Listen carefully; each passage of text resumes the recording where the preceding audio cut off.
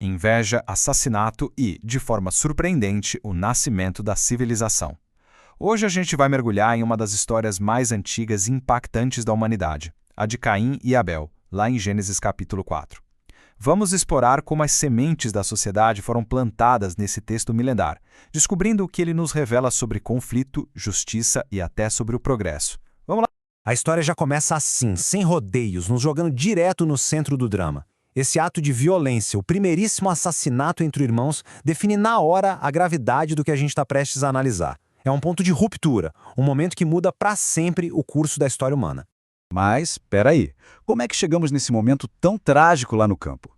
Para entender, a gente precisa dar um passo atrás. A raiz desse primeiro conflito social está na primeira família, nos seus trabalhos e, o que é fundamental, nas suas ofertas a Deus. Aqui a gente vê os dois primeiros grandes arquétipos da sociedade. De um lado, Caim, o agricultor, que representa o assentamento, o cultivo, uma vida mais previsível. Do outro, Abel, o pastor, que representa o nomadismo, o cuidado com os rebanhos. Duas formas de viver, dois irmãos, lado a lado. E é aqui que a coisa começa a ficar tensa. A natureza das ofertas deles é o ponto-chave. Caim traz do fruto da terra, uma oferta que soa meio genérica. Já Abel, por outro lado, traz os primogênitos do seu rebanho, ou seja, o melhor que ele tinha. Essa diferença na qualidade, ou talvez na intenção por trás do gesto, é onde o conflito começa a nascer. E aí vem o resultado. A oferta de Abel é aceita, a de Caim, não. E a resposta de Caim não é de curiosidade ou autoavaliação, mas sim de raiva. Uma raiva intensa e inveja. O rosto dele se fecha, ele simplesmente não consegue lidar com a rejeição, e essa emoção acaba se tornando gatilho para a tragédia. Antes do ato final vem um aviso. O pecado aqui é quase como uma pessoa, sabe? Uma fera à espreita, agachada na porta, pronta para dar o bote. A instrução é bem clara. Caim tem o poder de dominar essa força. A responsabilidade é dele. É uma luta interna que ele, infelizmente, acaba perdendo. Bom, o crime foi cometido. Agora, a narrativa muda de foco. A gente sai da tensão pessoal entre os irmãos e entra nas consequências sociais e divinas. É o momento de explorar as ideias de justiça, responsabilidade e isolamento.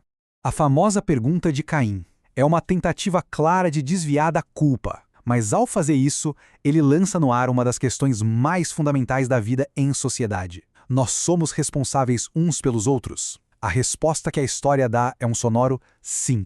A punição aqui tem várias camadas, e todas elas estão diretamente ligadas ao crime e à identidade dele. Como agricultor, ele é amaldiçoado pela terra, a mesma terra que bebeu o sangue do irmão. Ele se torna um exilado, sem raízes, e por fim é separado da presença divina. É um isolamento completo da sua profissão, da sua comunidade e do seu Criador. Mas a justiça aqui é surpreendentemente complexa. Com medo de ser morto, Caim recebe uma marca de proteção divina. Quem o matasse sofreria uma vingança 7 vezes maior. O ponto central aqui é o seguinte: isso não é uma licença para matar. Pelo contrário, é uma medida para tentar quebrar o ciclo de vingança. Uma tentativa de conter a violência mesmo protegendo o primeiro assassino. E aqui a história dá uma virada totalmente inesperada. Do exílio e do isolamento de Caim, algo novo e complexo começa a surgir. As fundações da civilização como a gente conhece. E nisso mora uma ironia profunda.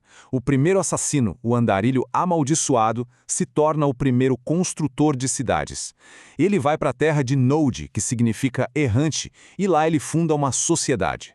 A civilização então nasce paradoxalmente do exílio. E a linhagem de Caim se torna a fonte da inovação. Os descendentes dele desenvolvem a pecuária organizada, as artes, a música, a metalurgia. A gente vê aqui o começo da especialização do trabalho, do avanço cultural e tecnológico. O progresso humano floresce justamente a partir dessa linhagem marcada pela violência. Só que junto com todo esse progresso cultural, a semente da violência plantada por Caim também cresce. E isso fica terrivelmente claro com um descendente dele, Lameque, que leva a brutalidade para um outro nível.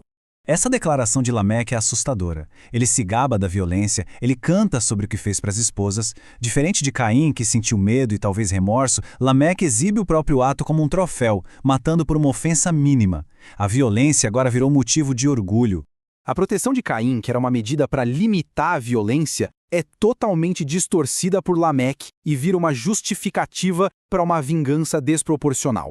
O que começou como um crime passional com Caim evoluiu para um sistema de honra brutal e orgulhoso com Lameque. A escalada da violência é exponencial. Então tá, depois de passar por toda essa narrativa densa, o que a gente pode aprender sobre a sociedade? O que esse texto antigo nos diz sobre nós mesmos? Vamos resumir em 3 grandes lições. Primeiro, as raízes do conflito social muitas vezes estão em emoções humanas bem básicas, como a inveja e a percepção de desigualdade. Segundo, existe um paradoxo no progresso. A civilização, com toda a sua inovação e arte, nasce do isolamento e carrega junto uma complexidade moral e um potencial para coisas terríveis. E terceiro, a violência, quando respondida com vingança sem controle, não gera justiça, mas sim um ciclo vicioso de brutalidade que só aumenta. Isso tudo nos deixa com uma pergunta para reflexão. A história de Gênesis 4 pinta um retrato da sociedade bem no seu início, forjada pela inveja, impulsionada pela inovação e, ao mesmo tempo, assombrada pela violência. Esse paradoxo, onde os avanços convivem com a escalada do conflito, ainda é um desafio gigantesco hoje em dia. A questão que fica é, se a gente olhar para o nosso mundo, o quão diferente ele realmente é. Obrigado pela companhia nessa análise.